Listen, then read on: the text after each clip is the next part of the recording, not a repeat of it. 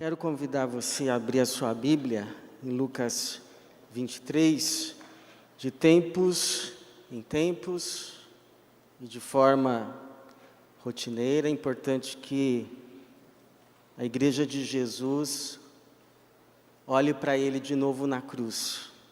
Quarta-feira nós tivemos aqui uma reflexão sobre o que Jesus fazia na cruz. Se você depois puder ver no nosso canal do YouTube, veja ali.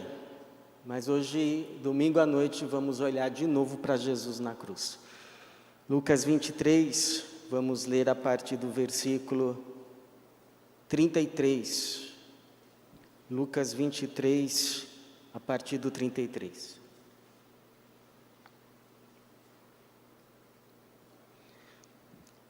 Lucas capítulo 23, versículo 33. Quando chegaram ao lugar chamado Caveira, ali o crucificaram. Ele e também os criminosos, um à sua direita e o outro à esquerda. Jesus, porém, dizia: Pai, perdoa-lhes, pois não sabem o que fazem. Então repartiram entre eles as roupas dele, tirando sortes sobre elas. E o povo estava ali olhando, e as autoridades o ridicularizavam, dizendo: salvou os outros, então salve a si mesmo, se é o Cristo, o escolhido de Deus. Os soldados também zombavam, e aproximando-se, ofereciam-lhe vinagre, e diziam: se tu és o rei dos judeus, salva a ti mesmo. E esta inscrição estava acima dele: este é o rei dos judeus. Então, um dos criminosos crucificados blasfemava dele, dizendo: tu não és o Cristo? Salva a ti mesmo e a nós. Mas o outro, repreendendo, disse: não temes a Deus, nem sofrendo a mesma condenação, nós, na verdade, estamos recebendo com justiça o que os nossos atos merecem, mas este homem não fez mal algum. Então disse Jesus: lembra-te de mim quando entrares no teu reino. E Jesus lhe respondeu: em verdade te digo, que hoje estarás comigo no paraíso. Já era quase a hora sexta, e houve trevas em toda a terra até a hora nona, pois o sol havia se escurecido e o véu do santuário se rasgou ao meio. Então, exclamando em alta voz, Jesus disse: Pai, nas tuas mãos entrego o meu espírito. E, dizendo isso, expirou. Quando o centurião viu o que havia acontecido, glorificou a Deus, dizendo: é verdade, este homem era justo. E toda a multidão que havia presenciado isso, vendo o que acontecera, retirou-se lamentando profundamente. Entretanto, todos os conhecidos de Jesus e as mulheres que o haviam seguido desde a Galiléia viam tudo isso de longe. Obrigado, Senhor, pela Tua palavra. Obrigado pela Tua igreja. Obrigado pelo nosso coral, pela nossa equipe de louvor. Obrigado, Senhor. E pedimos que nessa hora o Senhor, mais uma vez, contemple o Teu povo com a Tua palavra, para a Tua glória e para o nosso bem, e em nome de Jesus. Amém. Você já se sentiu na cruz? Na cruz. Alguns dizem que, na verdade, quem deveria estar crucificado ao lado de Jesus não eram dois ladrões, dois criminosos, mas quem deveria estar crucificado ao lado de Jesus deveriam ser dois discípulos, porque não eram os ladrões que seguiam Jesus. Quem seguia Jesus eram os discípulos, mas os discípulos falharam em seguir o Mestre até o fim, até a prova máxima do discipulado. Quando chegou aquele ponto do seguimento com Jesus, em que foi-lhes dada a provação máxima de se seguir Jesus, eles não oraram, eles não vigiaram, eles caíram em tentação e eles abandonaram o Senhor. Abandonaram Jesus. Abandonaram o seu mestre. É verdade que depois da ressurreição, depois da descida, do derramar do Espírito Santo, quando o próprio Jesus passou então a viver dentro deles, então aí sim eles deram um testemunho de Cristo até a morte, até diante da provação do martírio. Por exemplo, a história da igreja vai nos dizer que Pedro morreu crucificado, seguindo então o seu Senhor, o seu mestre. Na verdade, agora os discípulos já não mais chamavam Jesus de mestre, mas de Senhor. E quando Jesus então passa de fato a ser Senhor, eles então seguem o Senhor até o fim. Verdade, irmãos? É que não tem como andar com Jesus e fugir da cruz. Não tem como andar com Jesus num caminho sem cruz. Porque o caminho de Jesus é o caminho da cruz. O caminho de Jesus passa pela cruz. Se você decidiu de fato andar com Jesus, um dia a cruz vai se colocar diante de você. E se espera então que nós, como seguidores de Jesus, que já o reconhecemos como Senhor, nós tenhamos pelo menos duas atitudes com a cruz. Uma é tomá-la. Jesus disse assim: aquele que quiser vir após mim, não espere vida fácil. Não espere ganhar o mundo. Não espere viver para realizar todos os desejos. Aquele que quiser vir após mim, negue-se a si mesmo. Tome a cada dia a sua cruz. E siga-me. Siga-me. O problema é que hoje muitos discípulos não sabem o que é cruz. Tem discípulo que confunde cruz com um tipo de karma. Tem discípulo que confunde cruz com um tipo de provação. Diz assim: pastor, aquele meu trabalho é uma provação para mim. Esse meu emprego, esse meu atual trabalho tem sido a minha cruz.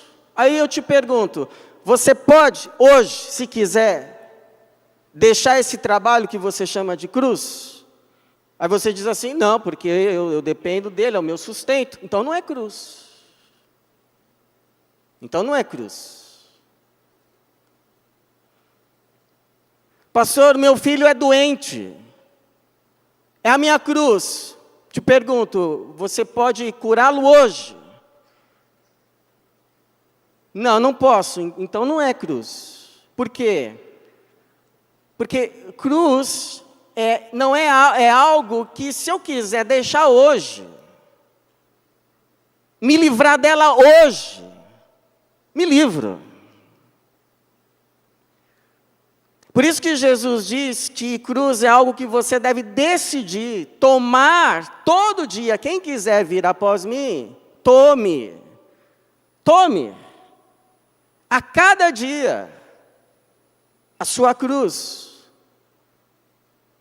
E siga-me.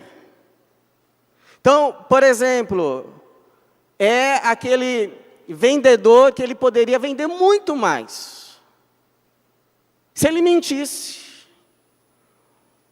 Mas, porque ele quer andar mais um dia com Jesus, ele toma sobre si a cruz da verdade.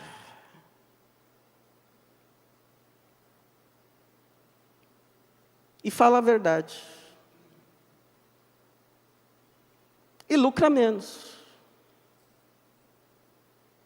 Mas pode terminar o dia dizendo: mais um dia andando com Jesus. A verdade é a cruz. É aquele adolescente que ele poderia se render a um vício para ser aceito pelo grupo. Mas ele teme a Jesus. Ele já conheceu a Jesus. Então ele aceita o isolamento, ele toma sobre si a cruz do seu compromisso com Cristo. Ele podia largar hoje, mas ele toma sobre si a cruz do compromisso com Cristo e sabe que não está sozinho. Então, cruz não é algo que eu não posso me desfazer dela. Isso aí pode ser provação, pode ser espinho na carne, mas não é cruz. Cruz é algo que, por amor a Cristo, porque quero andar com Ele, mais um dia tomo sobre mim voluntariamente. Aquele que quiser vir após mim, tome a cada dia a sua cruz. Cada dia que a gente acorda, a cruz está lá. A gente pode decidir, mas Jesus esperando a gente na porta. A gente pode decidir tomar a cruz, seja ela qual for, e vamos, mestre. Vamos, Senhor. Para onde vamos hoje? É o Senhor quem decide. Eu já aprendi que o Senhor não é meio para eu conquistar coisas, o Senhor é o alvo de todas as coisas. Para onde vamos? Ou não. Aí é cada um que decide a cada dia se vai seguir Jesus ou não. Agora, uma segunda atitude do discípulo para com a cruz, além de tomá-la todo dia para seguir Jesus, é não descer dela quando nela crucificado. Porque tem dia que nós somos chamados a carregar a cruz e seguir Jesus. E tem dia que nos pregam na cruz. É o dia da calúnia. É o dia da ofensa. É o dia do insulto. É o dia da provocação. É o dia da injustiça. Em que nós somos tentados a descer da cruz e mostrar para todo mundo que a gente é crente, mas não é bobo não. Você já ouviu isso? Pastor, eu sou crente, mas não sou bobo não. Então, mas quando a gente olha para Jesus na cruz, e Ele passando o que Ele passou, conforme lemos aqui nessa narrativa, e entendemos que a caminhada com Ele é uma caminhada de seguimento, mesmo na cruz, a pergunta é, o que a gente aprende quando a gente olha para Jesus na cruz? Para os nossos dias de cruz. Eu entendo, irmãos, que no dia da cruz, ou no dia na cruz, a gente precisa fazer duas orações. A gente precisa pedir duas graças ao Senhor, que já passou pela cruz, e pode nos ajudar também quando nela. A gente primeiro precisa pedir a graça de não fazer tudo o que pode, mas não deve. Não fazer tudo o que pode, mas não deve. Eu lembro de um pastor contando que o seu filho estava no Oriente Médio, num determinado país, e lhe roubaram a carteira. E roubaram a carteira. E ele poderia dar queixa na polícia, mas ele decidiu não fazer, porque ele sabia que se ele o fizesse e prendessem a pessoa, o rapaz, sei lá, quem roubou-lhe a carteira, essa pessoa, como punição, teria sua mão amputada. Então, ele abriu mão da carteira. Porque não é porque a gente pode fazer uma coisa que a gente necessariamente deva. Não é porque a lei dos homens nos dá o direito que o temos necessariamente aos olhos de Deus. Então veja, Jesus podia, no sentido de capacidade, de ter poder para descer da cruz e fazer tudo o que ele podia. Ele podia, ele tinha esse poder, ele tinha essa capacidade, e ele estava sendo provocado a isso. Você não é o Cristo?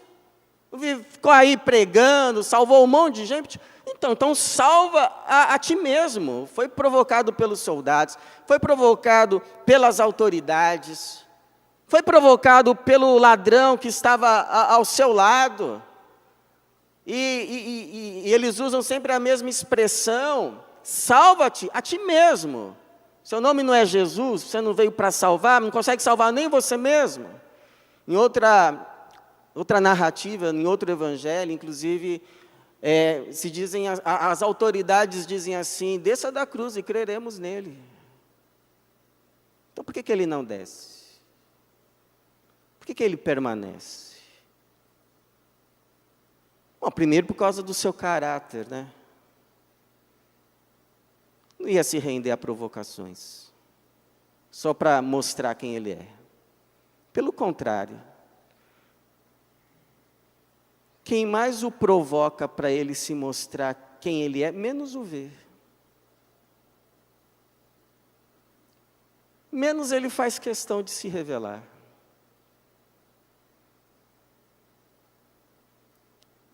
Inclusive, no último dia, diz que ele não vai mostrar o seu rosto.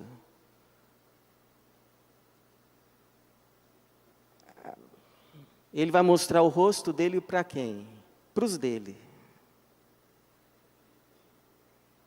Quando ele ressuscita, ele não faz questão nenhuma de se mostrar a Herodes. Ele não faz questão nenhuma de se mostrar a Pilatos. Ele não faz questão nenhuma de aparecer às autoridades religiosas do seu tempo. Para quem ele aparece? Para Maria Madalena. Para os dois no caminho de Emaús. Para os discípulos. Para aqueles que são dele. Ele não faz questão de provar nada para quem não crê. Então, se tem alguém esperando que ele faça alguma coisa miraculosa, maravilhosa para crer, não é ver para crer. Crer, aí vê. Aí passa a ver. Aí as escamas dos olhos caem. E a gente enxerga Jesus. A esse que se quebranta, que se derrama diante dele, ele não pisa, ele não pisa na cana que fumega, ele não apaga o pavio. A esse que se derrama, que se quebranta, aí ele se revela como Salvador. Então ele não desce. E ele não desce porque ele sabia do que estava em jogo. A provocação era: salva-te a ti mesmo. Mas ele não veio salvar a si mesmo, ele veio salvar todo mundo. E para salvar todo mundo, ele tinha que permanecer ali, a despeito de qualquer provocação.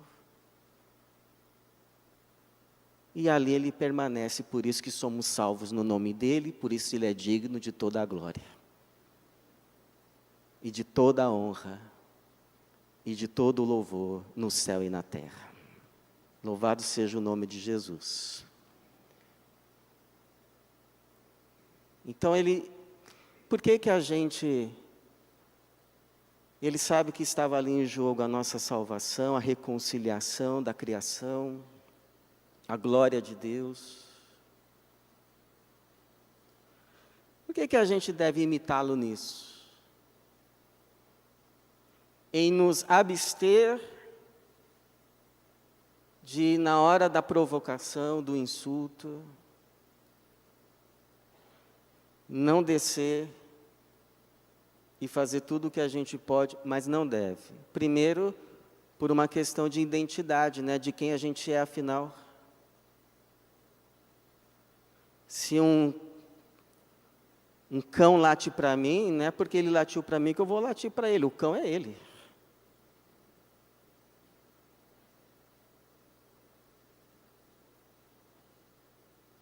É como dizem, um erro não justifica o outro. A palavra já diz, quem faz o mal é do diabo. Simples assim, e eu não sou do diabo.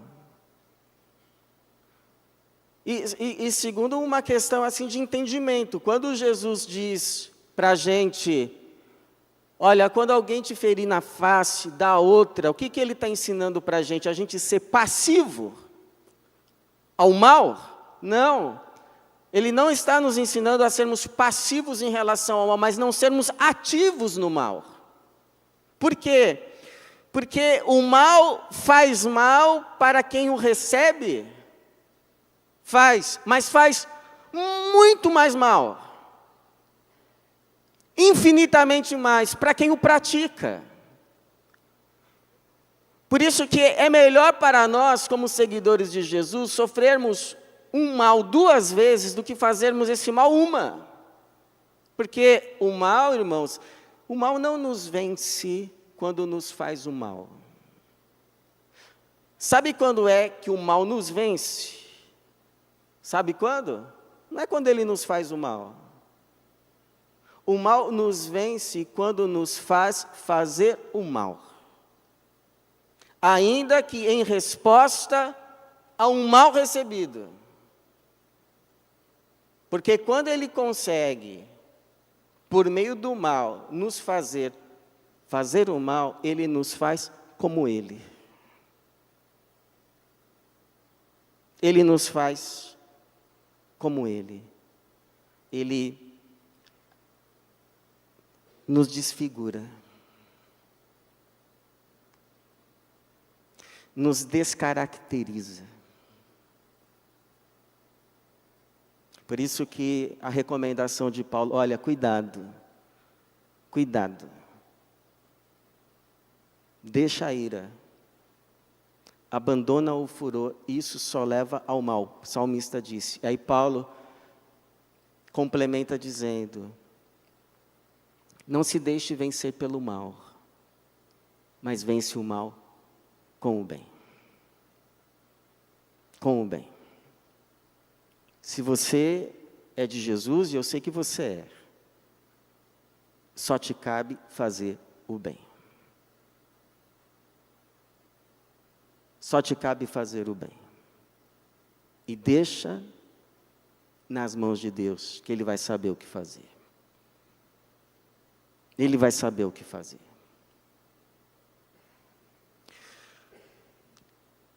Mas um segundo pedido que a gente tem que fazer, irmãos, no dia na cruz,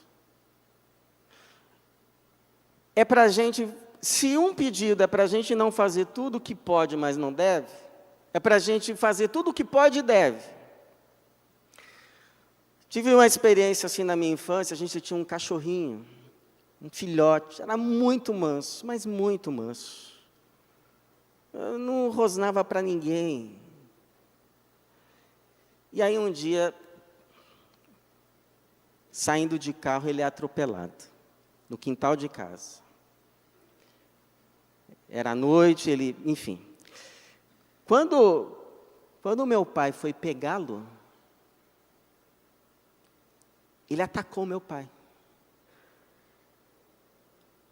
Ele mordeu, por causa da dor que ele estava sentindo. Aí alguém ouve isso e fala assim, ó, tá vendo? Por isso que eu sou assim. Só Deus sabe a dor que eu sinto. É por isso que eu reajo dessa forma. Por causa da minha dor. Por causa do que eu passo. Por causa da minha cruz. É por isso que... Ok, irmão, ok. A gente entende, a gente compreende, mas a nossa referência não são os animais. A nossa referência é Jesus. Alguém já disse que quando o ser humano perde Deus como referência, ele passa a ter como referência os bichos. Aí a gente começa a ouvir assim: não, mas entre os animais acontece isso. Tem casos assim entre os animais, entre os macacos. Ok, que tenha, mas a nossa referência não são os animais. Nós compartilhamos coisas com eles. Mas nós, como seres humanos, fomos criados, fomos feitos à imagem e semelhança de Deus, que nos diferencia de toda a criação. Por isso, a nossa referência é Deus revelado na face bendita de Jesus. Jesus que é a nossa referência. Esse Jesus que veio, ele veio morrer lá na cruz por nós, para nos salvar, e mais, ele veio revelar para nós o que é ser um ser humano. De verdade, já falei umas 3 ou 4 vezes aqui, que se a gente quiser saber quem é Deus, basta olhar para Jesus. Se a gente quiser saber o que é um ser humano, o ser humano que nós fomos salvos para nos tornar, basta olhar para Jesus. Jesus que é a nossa referência, ele veio nos ensinar o que é ser gente.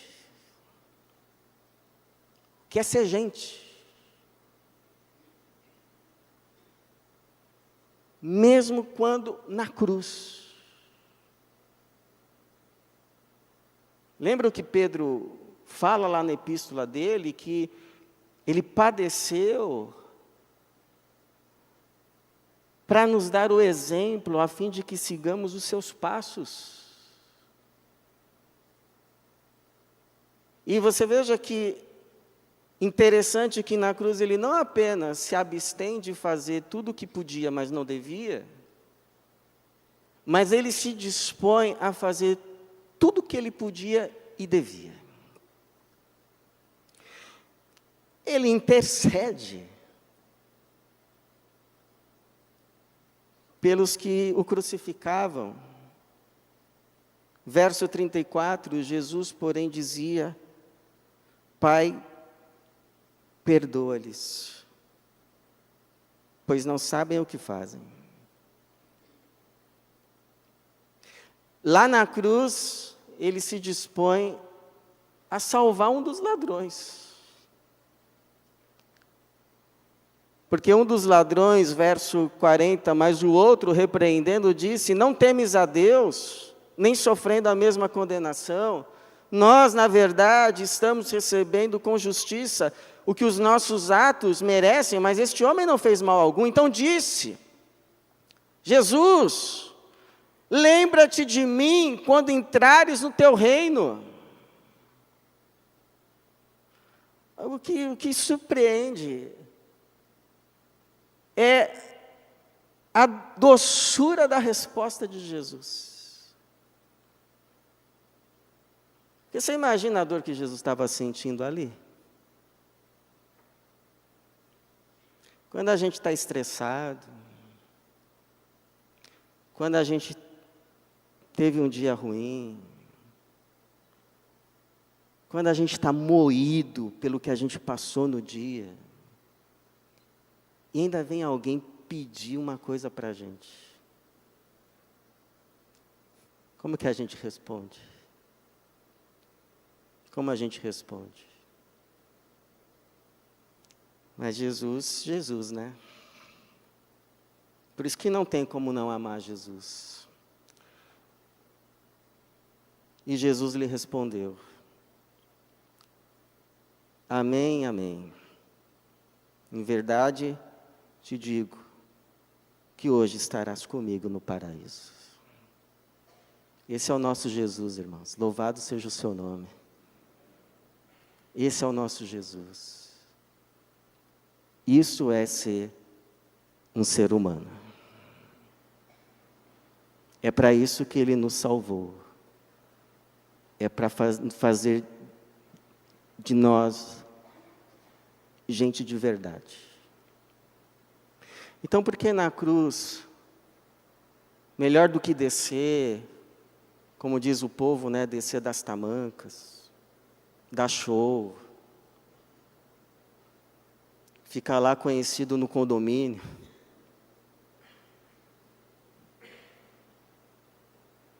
aí depois vai entregar o convite, né, para vir na Páscoa.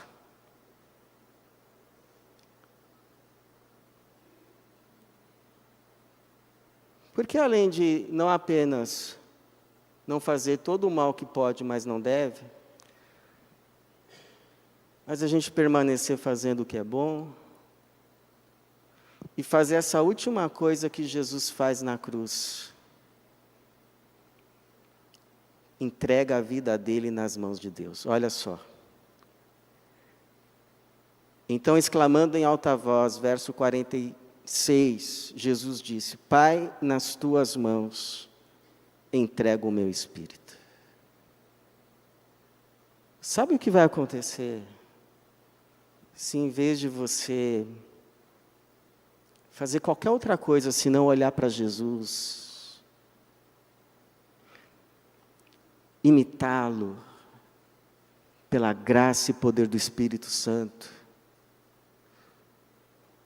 e ao invés de fazer tudo o que você pode, mas não deve, você confiar a tua vida nas mãos de Deus, Deus não vai jogar a sua vida fora. Deus não vai jogar a sua vida fora.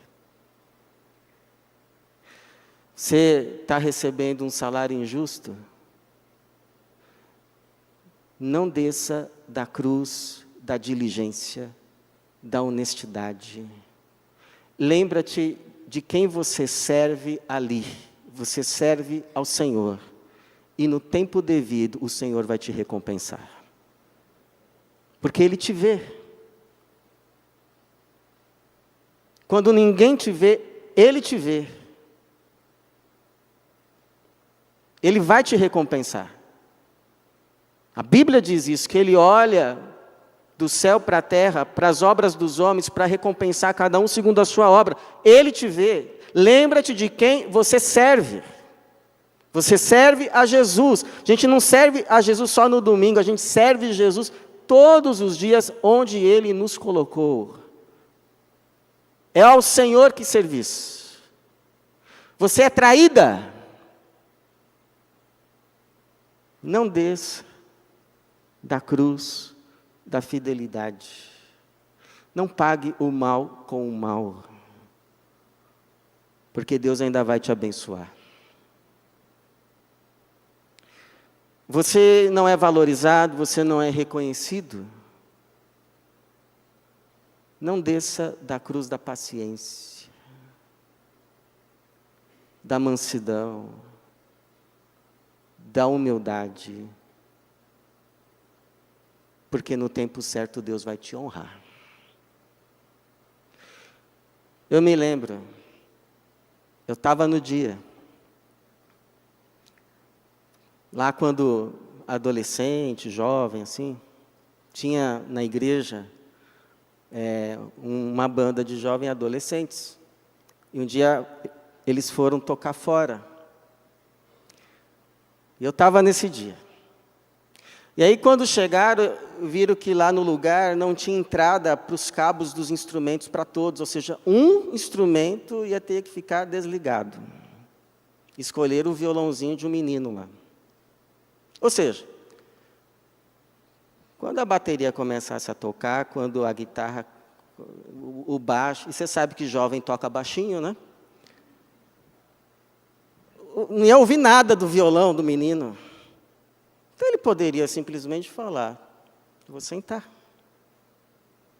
Mas interessante é que ele não desceu da cruz da humildade e resolveu ficar lá e tocar, mesmo sabendo que não estava fazendo diferença necessariamente. Mas em determinada música, em determinado momento, a coisa desandou de um jeito que os instrumentos foram parando de tocar, um de cada vez. A bateria, o baixo, a guitarra, o teclado. E naquele momento, o único som que se ouviu foi o som do violão. E a igreja misericordiosa começou a acompanhar o violão, começou a cantar. Aí entrou de novo a bateria, o baixo, e o louvor foi salvo. Deus naquela noite resolveu honrar um menino. Por isso que o Pedro diz assim: humilhai-vos diante da potente, da poderosa mão de Deus, para que a seu tempo Ele vos exalte. Se humilha, aceita, se humilha diante da poderosa mão de Deus, porque a mão de Deus está em poder, até que chegue o tempo que ela te exalte. Porque Deus se opõe aos arrogantes, mas concede graça aos humildes. Então tem uma música, um hino, uma canção. Você que tem mais de 40, com certeza você lembra. Que dizia assim: há momentos que na vida pensamos em olhar atrás. É preciso pedir ajuda para poder continuar. E clamamos o nome de Jesus. Ele nos ajuda a carregar a cruz. Que no dia na cruz, o Senhor nos dê essas duas graças. De não fazer tudo o que a gente pode, mas não deve. Porque a gente tem uma identidade em Cristo. Mas que a gente faça em Cristo todo o bem que a gente pode e deve, para a glória dele e para o nosso bem. Amém.